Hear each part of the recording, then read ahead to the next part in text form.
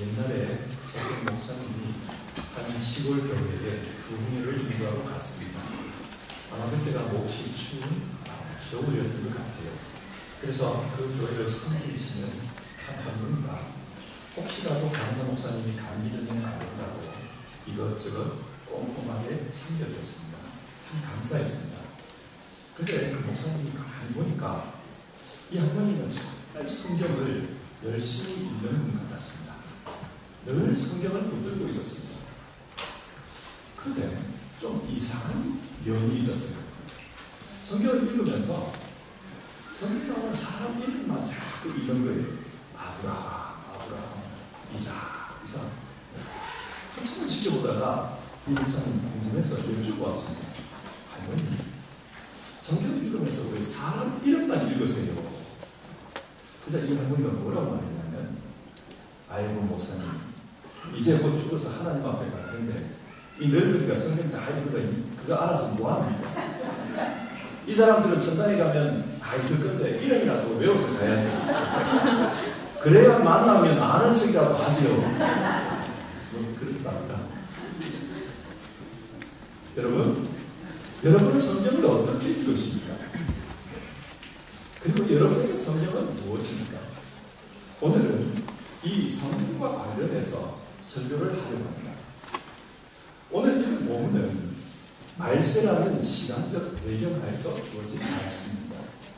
말세가 어떤 시대입니까? 디모데후서 3장 1절은 신앙하기가 굉장히 어려운 때라고 했습니다. 왜 그런가? 말세의 사람들은 자기를 사랑하며 돈을 사랑하며 하나님보다 쾌락을 더 사랑하기 때문이라고 했습니다. 하나님보다 더 사랑하는 게 있습니다. 이걸 다르게 표현하면 우상입니다. 말세는 사람들이 우상을 품고 삽니다. 그런데 그 우상이 무엇인가? 자기 자신입니다. 자기 자신을 위해서 돈을 사랑하고 자기 자신 때문에 쾌락을 사랑합니다. 말세의 특징은 사람들이 자기를 우상으로 섬긴다는 것입니다. 그러면 자기를 우상으로 섬기는 사람들은 어떻게 신앙하는가? 디모데후서 4장 3절은 이렇게 이야기합니다. 4장 3절입니다. 때가 이르면 사람들이 건전한 교훈을 받으려고 하지 않고 귀를 즐겁게 하는 말을 들으려고 자기네 욕심에 맞추어 스승을 모아들일 것입니다. 한마디로 자기가 자기의 우상이기 때문에 자기가 듣고 싶은 말만 들으려고 한다는 겁니다. 여기서 말하는 건전한 교훈이란 복음을 가리킵니다. 말세의 사람들은 복음보다 내게 유리한 것, 내 생각에 옳은 것, 그래서 내 귀가 즐거운 것, 그것을 들으려고 합니다. 자, 사람들이 이런 성향을 보이면 이것을 이용하는 자들이 나타납니다. 그들은 이 사람들이 듣기 원하는 것을 말해줍니다. 가려운 부분을 긁어줍니다. 그러면서 당신이 믿는 게 진리가 맞다. 당신 뜻대로 살면 된다. 그렇게 말해줍니다. 디모데후서 3장 6절에서 9절을 보면 남의 집에 들어가서 어리석은 여자들을 유인하는 사람들에 대한 이야기가 나옵니다.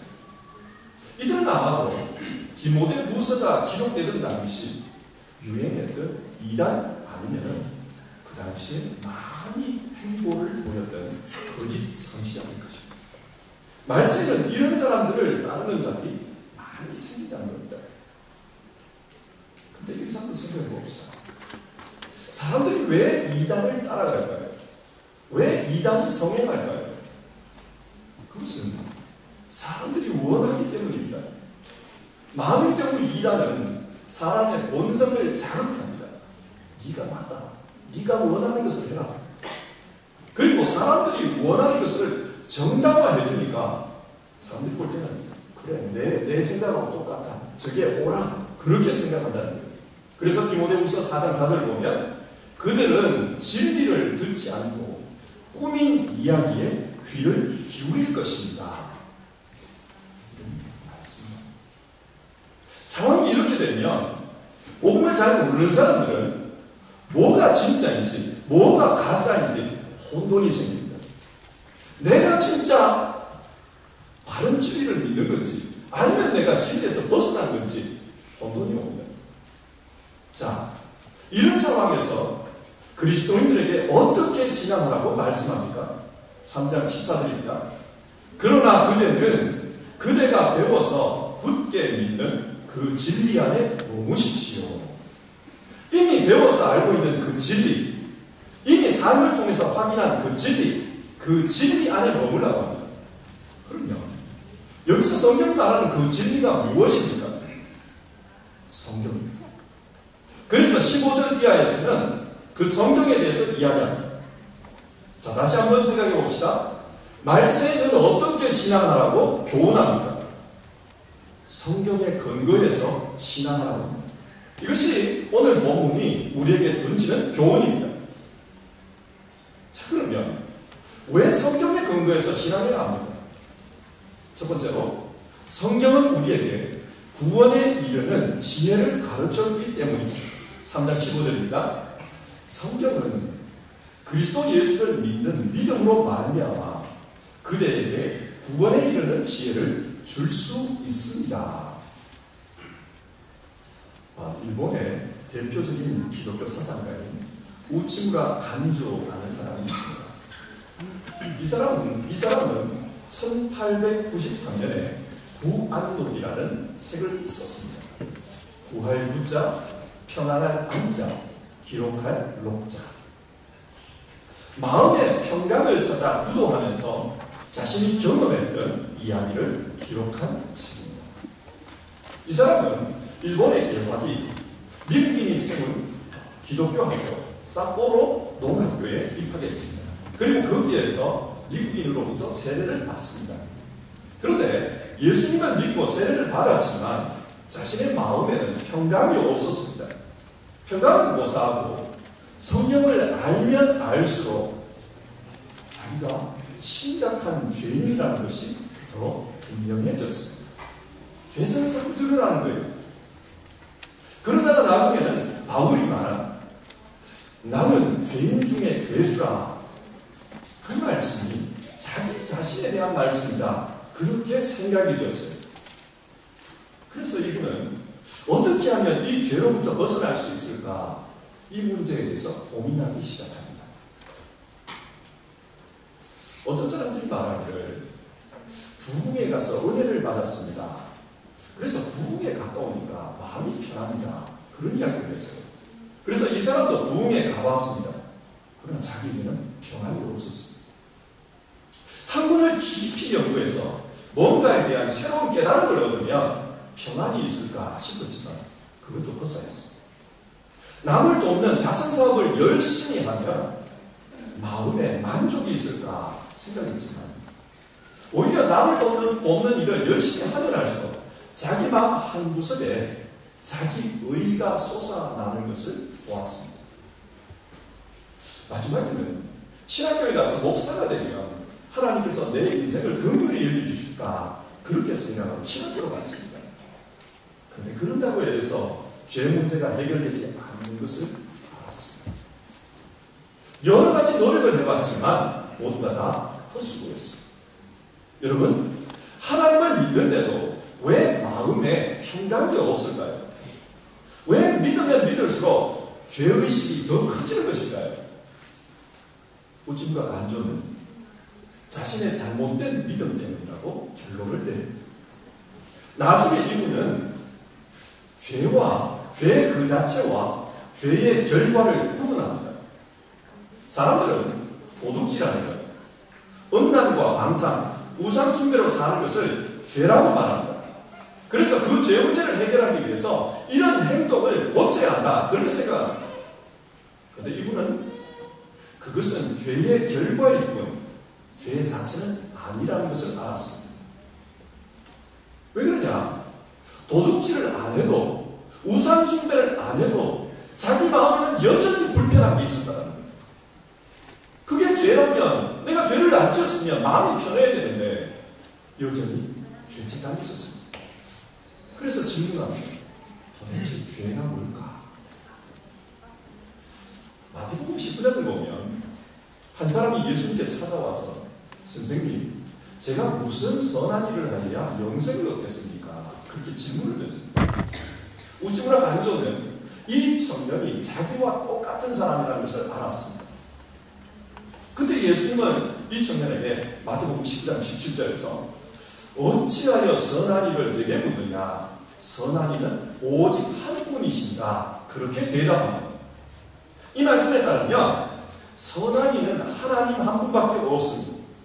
그리고 이 문장을 헬라어를 직역해보면 선은 곧 하나님이시다.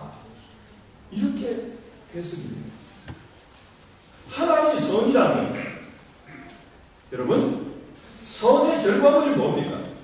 하나님 뜻대로 살아서 선행을 베푸는 것입니다. 이것은 선의 결과이지 선 자체는 아닙니다. 선 자체는 하나님입니다. 같은 논리로 한번 생각해 봅시다. 죄가 무엇입니까? 선이 하나님이라면 죄는 자기 안에 하나님이 없는 것입니다. 창세기 3장에 따르면 사람은 자기를 사랑해서 하나님을 떠나버렸습니다. 그 안에 하나님이 없습니다. 성경은 이것을 원죄라고 부릅니다. 그리고 이 죄의 결과로 온갖 악행이 드러나기 시작합니다. 우찌브라 반조는 이 성경 말씀을 읽으면서 죄가 무엇인가? 죄는 하나님의 부재구나. 그것을 깨달았습니다. 그리고 실제로 자기 안에 하나님이 계시지 않는다는 것을 발견합니다. 자, 그럽니다. 이런 죄로부터 벗어나기 위해서는 어떻게 해야 합니까? 죄가 하나님의 부재라면 하나님께서 내 안에 찾아오셔야 합니다. 하나님이 찾아오셔서 함께 하시면 그 문제가 해결됩니다. 그런데 하나님께서 어떻게 찾아오십니까? 사람들은 노력을 하면은 하나님이 내 안에 생겨나려고 생각합니다. 어떤 때는 회개를 많이 하고 어떤 때는 열심히 선행을 행합니다. 그런데 여러분, 하나님은 내가 노력한다고 해서 내 마음에 생겨나는 그런 것이 아닙니다. 그렇지 않습니까? 하나님이 무슨 물건입니까? 내가 노력하면 생겨나고 내가 노력하지 않으면 생겨나지 않는 그런 겁니까? 아닙니다. 자, 그러면 하나님이 어떻게 우리에게 찾아오십니까? 하나님은 거룩하십니다. 따라서 죄 가운데는 임할 수가 없습니다. 그래서 하나님이 사용하신 방법은 말씀이신 하나님이 육신이 되어 십자가에 달려 대신 죽는 겁니다. 죄를 대속합니다. 그 죄를 깨끗하게 씻어주십니다. 그래서 죄 없는 그곳에, 거룩한 곳에 하나님이 찾아오십니다. 그런데 이런 하나님의 대속 행위는 우리와는 무관합니다. 내가 그것을 위해서 한 것이 전혀 없습니다. 이것은 우리 밖에서 일어난 일입니다. 그래서 루터는 이것을 외부적인 의, 그렇게 부릅니다. 하나님은 이 의를 통해서 구원을 이루셨습니다. 그런데 이 구원이 우리에게 어떻게 들어옵니까? 바깥에서 이루어진 그 의가 어떻게 내 안으로 들어옵니까? 믿음. 그래서 바울은 오직 의는 믿음으로 말미암아 살리라. 그것을 강조합니다. 믿음을 통해서 우리 바깥에서 이루어진 그 하나님의 의가 우리 안으로 들어옵니다. 그 결과 하나님께서 우리 안에 거하십니다. 우치무라 간조는 성경에서 이것을 읽고 마음의 평강을 얻었다고 합니다. 실제로 그 믿음을 받아들였을 때 자기 안에 평강이 임했다는 겁니다. 그리고 이 경험에 근거해서 구원에 관한 지혜를 가르쳐주는 책은 성경밖에 없다. 그 성경을 믿음으로 평안을 얻는다. 사람들이 그렇게 설파했습니다. 오늘 본문 역시 똑같은 말씀을 합니다. 왜 우리가 성경에 근거해서 신앙해야 한다? 오직 성경만이 우리에게 구원에 이르는 지혜를 가르쳐주기 때문입니다. 두 번째로, 성경은 하나님의 사람을 온전하게 합니다. 그렇기 때문에 성경에 근거해서 신앙하고 권면합니다. 지난 8월달에 제가 속한 교단의 통계 수치를 교단 신문에서 읽었습니다. 참고로 제가 속한 교단은 한국에서 규모가 가장 큰 교단 중에 하나입니다. 통계에 따르면 2010년도 교단 교인 수는 285만 명이었습니다. 이때가 교단 역사상 교인 수가 가장 많을 때라고 했습니다. 그리고 8년이 지난 2018년 그 통계를 보니까 교인 수가 255만 명이었습니다. 8년 만에 30만 명이 줄어듭니다. 감자가 보시죠. 이 30만 명은 어지간한 교단 수보다도, 교단의 교인 수보다도 더 많은 겁니다. 교단 하나가 사라진 거예요. 물론 이 30만 명이 제가 속한 교단을 떠나서 다른 교단으로 옮겨갔을 수도 있습니다. 그런데 다른 교단의 통계 수치를 살펴봐도 다른 교단도 증가하지를 않았다는 겁니다. 무슨 말입니까? 이 사람들이 교회를 떠난 겁니다. 여러분, 사람들이 왜 교회를 떠났을까요? 사람들이 기독교를 믿는 가장 큰 이유는 자기 영혼의 구원을 위해서입니다. 단순하게 말해서 천국에 가기 위해서입니다. 그리고 기독교 교리에 따르면 예수님을 믿는 사람은 누구나 다 천국에 갑니다. 그래서 사람들은 믿음을 천국에 가는 티켓으로 생각합니다. 그런데 여기서 두 가지 현상이 나타납니다. 먼저 교회에 다니는 사람이 다른 교인을 보면서 실망합니다. 저 사람은 예수를 믿는다면서 저게 뭐냐? 안 믿는 사람하고 다른 바가 뭐냐? 그렇게 실망하는 경우가 생겨요. 그래서 교회를 떠나는 겁니다. 다른 사람을 보면서 실망해서 떠나는 겁니다. 또 다른 한 경우는 자기 자신의 문제입니다. 나는 예수님을 믿는다. 그리고 이미 천국의 백성이 됐다는 확신을 가지고 있다. 티켓을 받았다. 그래서 지금 이 상태에서 내가 더 할 게 없다라는 거예요. 이 상태에서 내가 뭘 더 해야 되냐? 그래서 교회를 떠납니다. 떠나도 상관없다는 겁니다. 여기서 신앙의 목표에 문제가 있다는 것을 발견합니다. 마태복음 5장 48절에 따르면 예수님은 이런 말씀을 합니다. 그러므로 하늘에 계신 너희 아버지께서 완전하신 것 같이 너희도 완전하여라. 예수님은 우리가 죽은 후에 천국에 가는 것도 말씀하셨지만 동시에 이 땅에서 하나님 나라 백성의 삶을 살아야 한다. 그것을 말씀하셨습니다. 하나님이 완전하신 것처럼 우리가 완전해야 된다. 이게 무슨 말입니까? 굉장히 부담스러운 말이에요. 우리가 하나님이 될 수는 없잖아요. 무슨 뜻입니까? 하나님께서 하나님으로서 완전하신 것처럼 우리도 하나님 백성으로서 인간으로서 완전하는 겁니다. 자, 그렇다면 하나님을 믿는 인간으로서 완전하다는 것이 무엇입니까? 하나님은 그것을 성경을 통해 가르쳐 주셨습니다. 디모데후서 3장 16절과 17절의 말씀입니다. 모든 성경은 하나님의 영감으로 된 것으로 교훈과 책망과 바르게 함과 의로 교육하기에 유익합니다. 성경은 하나님의 사람을 유능하게 하고 그에게 온갖 선한 일을 할 수 있게 하는 것입니다.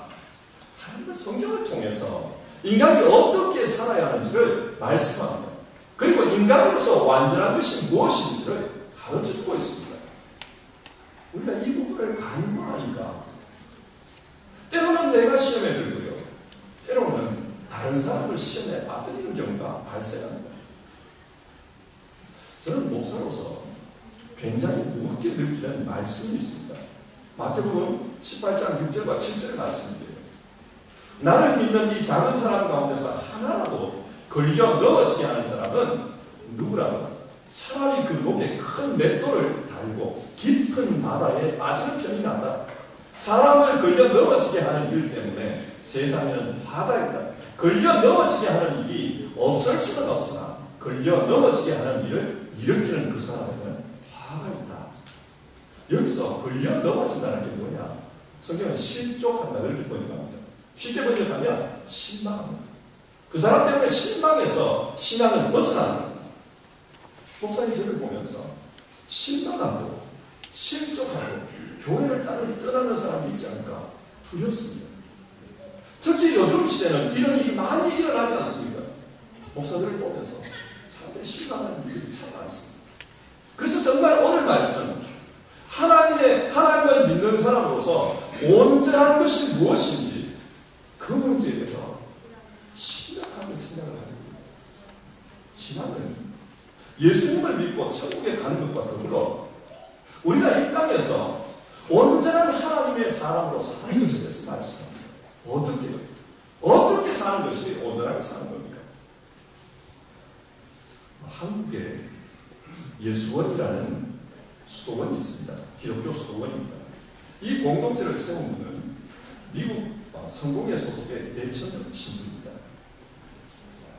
이분은 할아버지가 R.A. 토레이 목사님인데요. 이 토레이 목사님이 이런 말씀을 하셨습니다. 성경에는 많은 번역이 있는데 이 세상에 가장 위대한 성경 번역이 있다면 그것은 내 삶으로 성경을 번역하는 것입니다. 여러분, 의미가 굉장히 크지 않습니까? 정말 이 세상에는 많은 성경 번역이 있습니다. 독일어 번역 중에도 여러 가지가 있고요. 한국 성경 중에도 여러 가지 번역이 있습니다. 다양한 성경 번역이 있습니다. 그러나 가장 위대한 성경 번역은 내 삶으로 하나님의 말씀을 세상에 옮겨주는 것이다. 그렇게 말씀합니다. 여러분, 번역은 뭡니까? 옮겨주는 것 아닙니다. 이해할 수 있도록 옮겨주는 것 아닙니다. 우리는 성경을 이렇게 번역해야 한다는 겁니다. 성경을 읽고 그 성경 말씀대로 살면서 성경으로 사는 것이 무엇인지를 삶을 통해 보여줘야 된다. 증거해야 된다. 이게 온전한 삶이라는 것입니다. 그래서 디모데후서 4장 1절과 2절 말씀입니다. 나는 하나님 앞과 산 사람과 죽은 사람을 심판하실 그리스도 예수 앞에서 그분의 나타나심과 그분의 나라를 두고 엄숙히 명령합니다. 그대는 말씀을 선포하십시오. 기회가 좋든지 나쁘든지 꾸준하게 힘쓰십시오. 바울은 디모데에게 엄숙하게 명령합니다. 하나님을 믿는 사람은 삶의 기회가 좋든지 나쁘든지 하나님의 말씀을 전하는 겁니다. 어떻게 하나님의 말씀을 전할 수 있습니까? 성경을 삶으로 번역하는 것을 통해서 복음을 드러내라는 것입니다. 미국 메이저리그 야구에 커쇼라는 투수가 있습니다. 이 사람은 메이저리그 투수 중에 랭킹 1, 2위를 다투는 사람입니다. 아주 대단한 선수입니다. 그런데 이 사람은 시즌이 끝나기만 하면 바로 아프리카의 잠비아로 떠납니다. 그리고 그곳에서 많은 봉사활동과 선교를 하는 것으로 유명합니다. 신혼여행 가서 잠비아 아이들의 어려움을 보고 그곳에 고아원을 세웠다고 해요. 그리고 매년 그곳에 가서 그 아이들을 돌보고 그 아이들을 도와주고 있습니다. 그런데 이 사람이 이런 말을 했어요. 여러분, 오늘날 우리 시대가 자기 신앙을 강요할 수 있는 시대가 아니잖아요. 많은 사람이 나를 지켜보는데 그들에게 신앙을 대놓고 전할 수는 없습니다. 그저 나는 기독교인이 어떻게 살아야 하는가 거기에 집중할 뿐입니다. 이야기입니다. 많은 사람들 앞에서 내 신앙을 강요할 수는 없다는 겁니다. 그리고 믿으라고 그렇게 푸시할 수도 없다는 겁니다. 하지만 자기는 어떻게 사는 것이 기독교인으로 사는 건지 거기에 고민하고 있고 그것에 집중한다는 겁니다. 이것을 통해서 보여주면 여러분, 이게 성경을 삶으로 번역하는 모습 아닐까요? 미국에서는 많은 청소년들이 이 커쇼를 보고 예수님을 믿는다고 해요. 실제로 그렇답니다. 자, 오늘 말씀을 우리의 현실에서 한번 생각해 봅시다.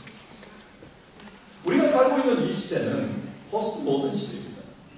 포스트 모던 시대는 다양성을 존중하고 절대성을 거부합니다. 그러다 보니 이 시대는 신앙적으로 굉장히 어려운 점이 있습니다.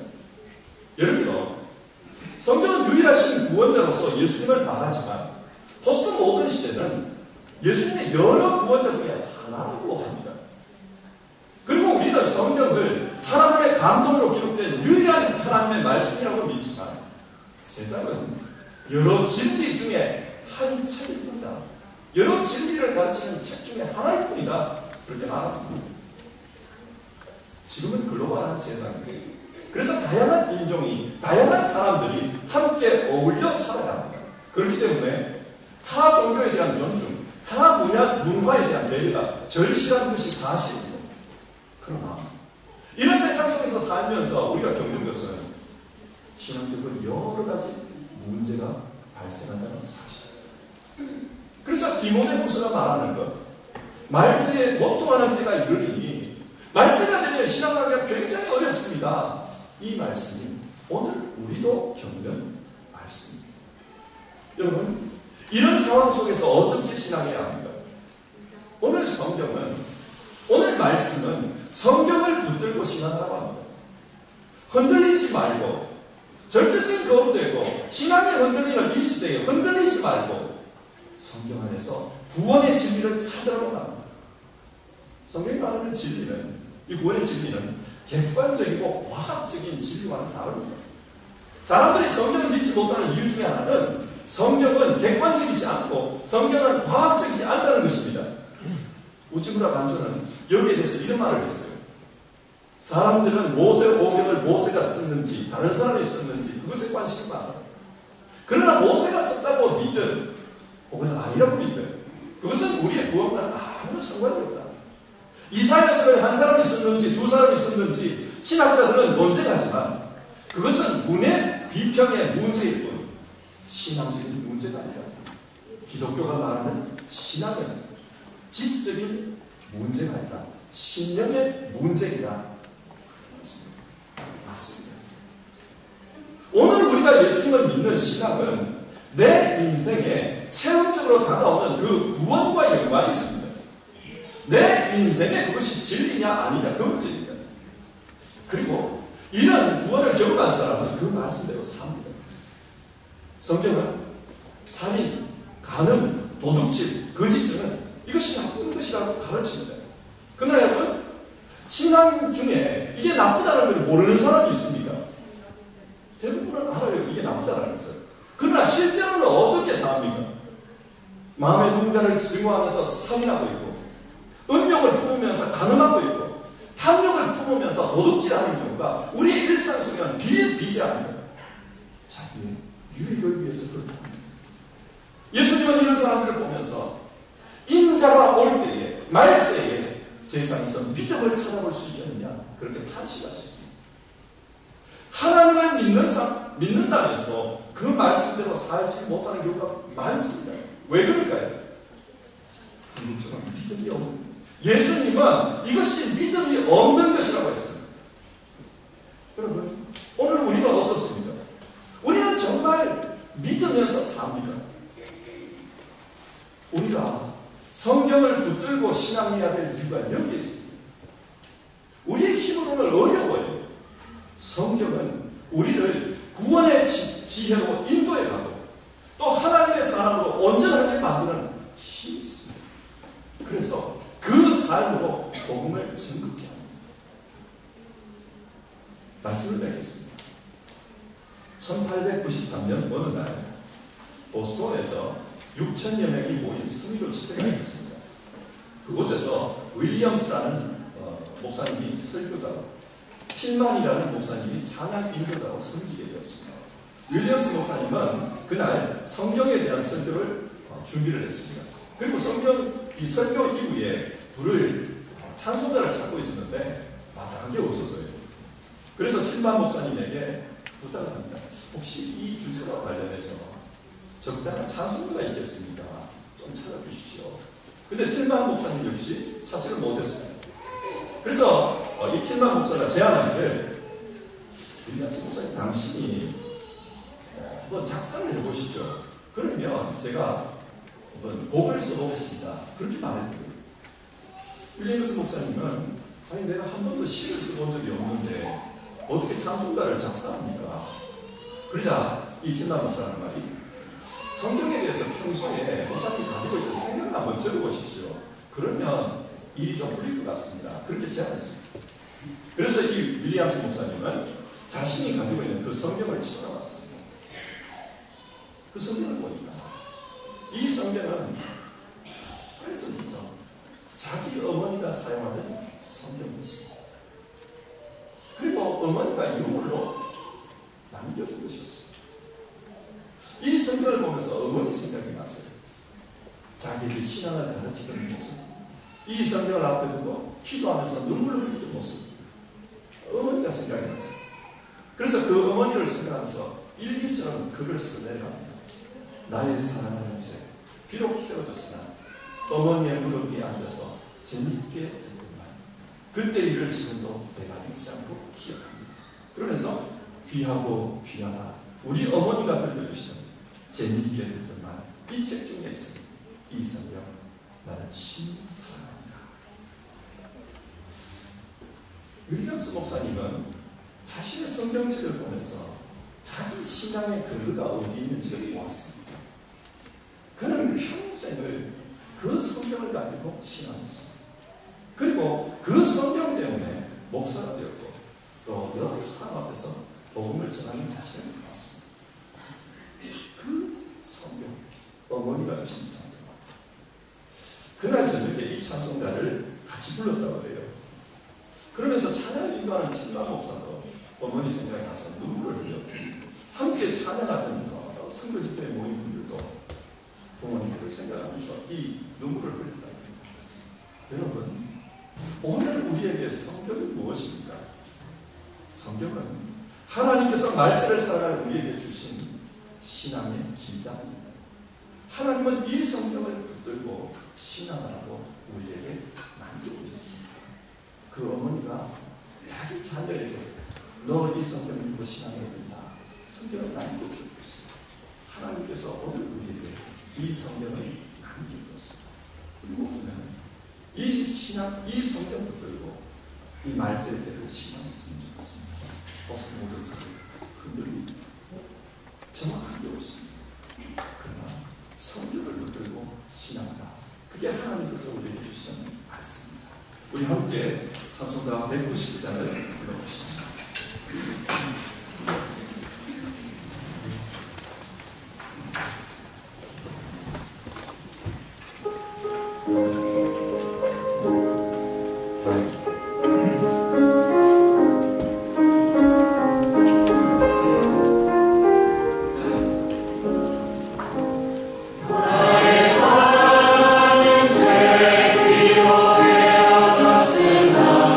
어머니의 무릎 위에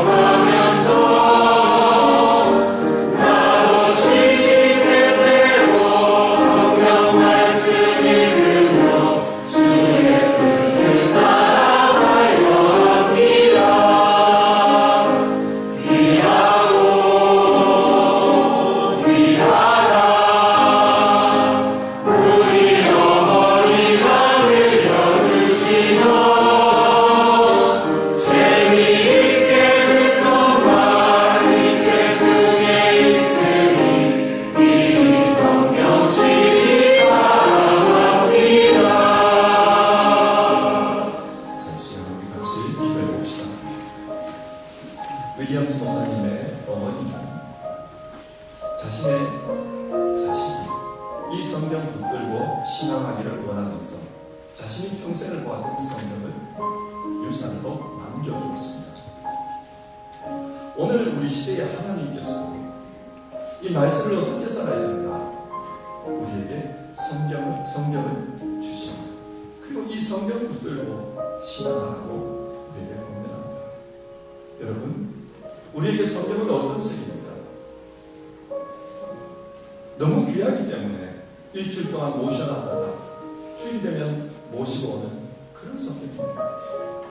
아니면 일주일 동안 그 말씀을 내 삶으로 번역하면서 세상 속에 통역해주는 그런 성경이에요. 오늘 우리 이 시간에 같이 기도합시다. 하나님 아버지, 말씀일 때 신앙적으로 여러 가지 도전이 밀려오는 때 정말로 하나님 말씀을 들고 신앙하게 하여 주시옵소서. 사람들이 바른 교훈을 따르지 않고 귀가 가려워져서 자신의 사욕을 따를 서성을 많이 두고 또 그 귀를 진리에서 돌이켜 허탄한 이야기를 따르는 데 사용하고 있는데 하나님, 그럼에도 불구하고 이 성경을 들고 신앙하게 하옵소서. 우리 이 시간 같이 한번 기도해 봅시다.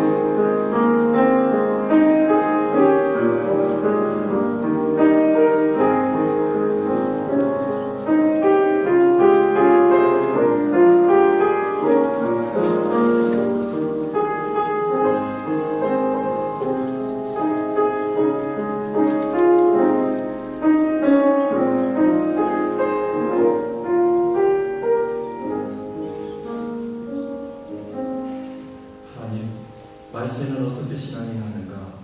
오늘 주신 말씀을 통해 살펴보았습니다. 우리 모두 성경 말씀으로 신앙하도록 도와주시옵소서. 성경을 통해 진짜 구원을 경험하게 하시고 성경을 삶으로 번역해서 온전한 사람으로 살아가게 하옵소서. 그래서 세상에 복음을 전하는 우리 모두가 되게 하옵소서. 말세에 온전한 신앙으로 살아가는 우리 모두 되게 하옵소서. 예수님의 이름으로 기도드립니다. 아멘. 서로 신뢰하시